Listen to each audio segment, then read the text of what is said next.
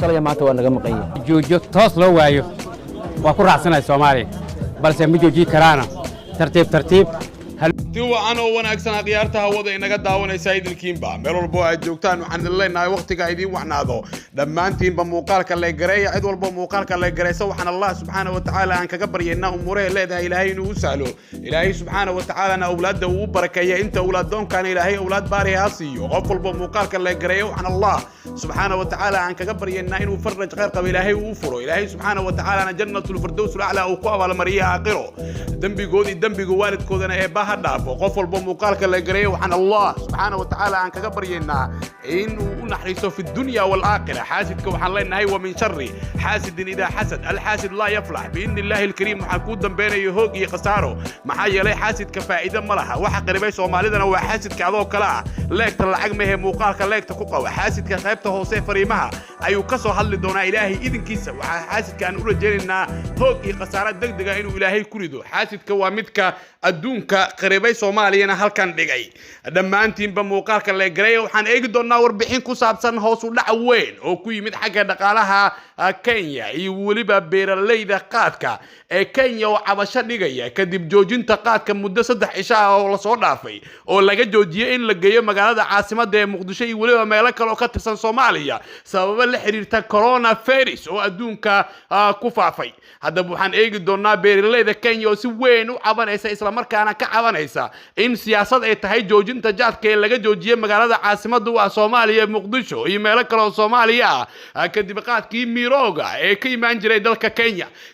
ayaa la sheegay dhaqaalaheeda inta badan inuu dhaqaale aad u badan ay ka helaan qaadka la keeno Soomaaliya waxaana la sheegay in malaayiin lacag ah maalintii u xarooto Kenya ay naga bedeshtaan qaadka ay keenaan Soomaaliya taas oo la sheegay in ay ka mid tahay waxyaabaha kobaca dhaqaale ee Kenya ay leedahay inuu ka mid yahay qaadka Soomaaliya la geeyo dad badan oo Soomaaliyeed ayaa qaba in Kenya dhaqaale badan ay ka faa'iido Soomaaliya marka laga soo tago suuqyada waaweyn ee ganacsatada Soomaalida ay ku leeyihiin gudaha Kenya waxa dhaqaalaha ugu badan Kenya ay ka helaan qaadka ee u soo dhoofiyaan Soomaaliya ayadoo taasi ay jirto ayaa haddana waxay Kenya rabtaa in ay qaadato qayb ka mid ah badda Soomaaliya ayadoo isku dayaysa in ay qaab xoog ah ay ku qaadato laakiin maalmihii la soo dhaafay gabi ahaanba waxa la joojiyay qaadkii la geyn jiray Soomaaliya sabab la xiriira dhibaatooyinka hadda adduunka ka soo cusboonaaday waxayna taas keentay in ganacsatada qaadka ee Kenya iyo beeralayda Kenya ay sheegaan in jaadkooda uusan qabin cudurka laga baqayo laakiin ay jirto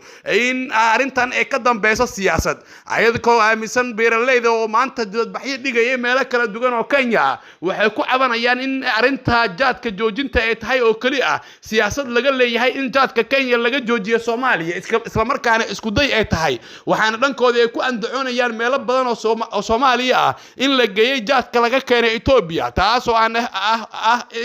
ama war aan jirin waxaana sidoo kale ay sheegayaan ganacsatada Kenya in dhibaato weyn ay maalmahan soo wajahday taas oo ku wajahan in hoos u dhac weyn oo dhaqaalaha ay dareemayaan jaadkoodana aan laga gadanin maalmihii la soo dhaafay haddaba ganacsatada Kenya ee qaadka ka ganacsata dhaqaale intee leeg ayaa ka soo gala Soomaaliya dad badan baa isweydiinaya waxaase inta caqliga leh ay dareemi kartaa in lacag malaayiin ah maalintii ay u xarooto Kenya taas oo ay ka helaan qaadka Soomaaliya ay keenaan waana midda ay ku kibreen Kenyaanka isla markaana ay hadda iskugu dayayaan in badda Soomaaliya qayb ka mid ah Kenya ay iskugu dayayso inay xoog ay ku qaadato Kenya ayaa dhowr mar waxay isku dayday in Soomaaliya ay dhibaatayso ayadoona sidoo kale hadda la sheegayo qaadkooda wali in la geeyo meelo ay ka mid tahay magaalada Kismaayo oo ciidamadooda ay joogaan Kenyaanka waxaana ciidamada Kenya la sheegay in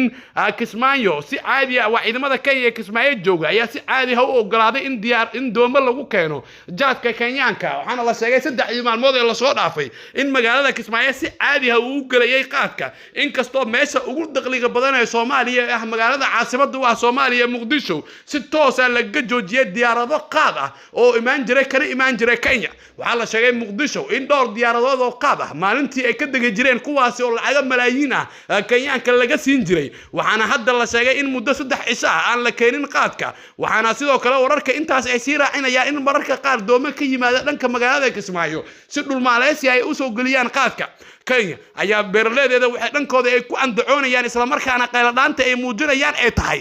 in ay qaadka sababta loo joojiyay ay tahay siyaasad qaadkana uusan qabin cudur beeraleeda oo maanta beeraleeda Kenya oo maanta ka hadlaya warbaahinta qaarkood waxay sheegeen in ay beeraleeda la hubinayo shakhsiyaadka ka shaqeeya inay qabaan cudurkan adduunka laga baqayo isla markaana ay muhiim tahay in Soomaaliya la geeyo qaadka sida caadiga ahana loo geejirina loo geeyo maadaama Kenya uusan ku faafin cudurkan hadda adduunka laga baqayo bahal qofoodna laga helay taasna ay ka dhigan tahay in si caadi ah loo sii wado nolol maalmeedka iyo waliba qaadkii la geen jiray Kenya Soomaalida waxaa muhiim ah in Kenya qaadka ay ka geysan jireen ay u wareejiyaan dhanka Itoobiya iyo waliba dalalka kale ee qaadka ka baxa maadaama Kenya ay ku kibirtay lacagaha Soomaalida ay siiyaan Kenya ayaa hadda Soomaaliya waxa u dhaxeeya dacwad la xiriirta xagga badda taas oo taalo maxkamadda dambiyada dagaalka ee Hague waxay Kenya ku doodaysaa in qayb ka mid ah badda ay leedahay Soomaaliya ay leedahay ayadoona isku dayaysa Kenya mararka qaar inay damacdo inay qaab xoog ah ay ku qaadato baddaasi waxaana madaxda Soomaalida dhowr mar ay ku cadaadisay isla markaana shuruudo ay ugu xirtay in ay wada hadal laga galo arinta badda lagana soo wareejiyo maxkamadda dambiyada dagaalka ee Hague inkastoo madaxda Soomaalida ay diideen in ay furaan wada hadal ku aadan in laga wada hadlo gorgortanna laga galo badda Soomaaliya ay leedahay ay doonayso Kenya waxaana guul hadda Soomaalida u soo hoyata muddo 3 cisho oo kali ah oo laga joojiyay magaalada Muqdisho qaadka inay cabasho ay muujiyaan beeraleeda Kenya ee qaadka ka shaqeysata waxa soo waala hadii talaabada noocan oo kale ay sii socoto in Kenya ay wajihi doonto xaalad cakirnaan ah isla markaana nolosheeda xagga dhaqaalaha hoos dhac weyn oo ku imaan doono ayadoona beeraleeda aakhirka ay sameyn doonaan dibadbaxyo kuwan ka waaweyn oo ay ku eedeynayaan madaxweynaha Kenya Uhuru Kenyatta in wax weyn uu ka bedelo la macaamilka Soomaalida iyo waliba qaabka uu la dhaqmayo dadka Soomaaliyeed taas oo muhiim ah in shacabka Soomaaliyeed ay garbaha isqabsadaan isla markaana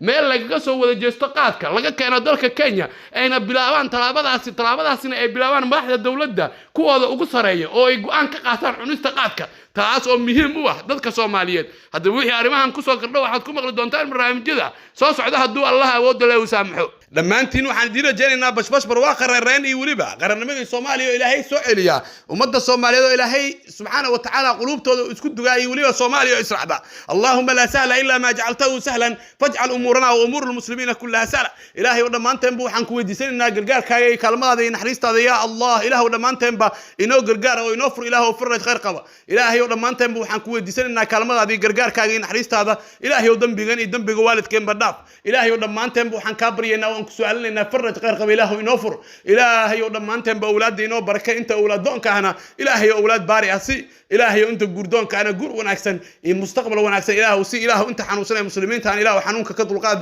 oo caafimaad ugu badal ya Allah Ilaahay inta xanuunsan xanuunka ka dulqaad oo caafimaad ugu badal ya Allah Ilaahay wadaan ku baryaynaa dhamaanteen faraj khayr qaba Ilaahay inoo fur Allahumma la maani'a lima a'dayta wala mu'diya lima mana'ta wala qaada illa qadayta wala yanfa'u dal jadd minkal jadd Ilaahay oo dhamaanteen waxaan ka baryaynaa ku su'aalnayna Ilaahay inta xanuunsan muslimiin Ilaahay xanuunka ka dulqaad Ilaahay inta xabsiyada ku jirta Ilaahay xabsiyada ka soo saar Ilaahay inta dhibaataysan kurbada haysata Ilaahay kurbada iyo dhibaatada culayska haysta Ilaahay ka dulqaad oo u fur faraj khayr qaba ya Allah Ilaahay wadaan ku baryaynaa oo ku su'aalnayna ya Allah Ilaahay oo dhamaanteen waxaan ka maangalaynaa cudurada iyo fidnaadka adduunka jira Ilaahay wadaan ka maangalnaa Ilaahay dhaaf cudurada adduunka jira Ilaahay cudurada iyo xanuunka adduunka jira la sheegayo Ilaahay rabbi raxmaana hareer mari Ilaahay wadaan ku caabudeynaa ya Allah iyyaka na'budu wa iyyaka nasta'iin Ilaahay oo dhamaanteen gargaarkaaga iyo naxariistaada ya rab Ilaahay nasiib dhamaanteen Ilaahay noo naxariiso oo Ilaahay fidnaadka adduunka jira Ilaahay cudurada adduunka jira Ilaahay rabbi raxmaana dhaaf Ilaahay waxaan ka maangalnaa kuwa sharta dhibaatada lugooyada inala dabacsan wixii shar ah oo dhibaato ah oo lugooyo ah oo inoo maleegayaan Ilaahay ku celi Ilaahay ay ka ku celi wixii shar ah oo dhibaato ah oo lugooyaha inoo maleegayaan Ilaahay ku celi oo Ilaahay naxariistaada adduunyo iyo midda aakhira nasi Ilaahay jannatul firdaws al-a'la dhamaanteen nagu kulmay ya rab Ilaahay dhamaanteen jannatul firdaws al-a'la Ilaahay nagu kulmi oo Ilaahay noo naxariiso Ilaahay magaceeda wanaagsan Allahu la ilaha illa huwa ar-rahman ar-rahim al-malik al-quddus as-salam al-mu'min al-muhaymin al-aziz al-jabbar al-mutakabbir al-khaliq al-bari مصور له الأسماء الحسنى إله مقعد ونكسن وحن كوجو ديسينا جرجار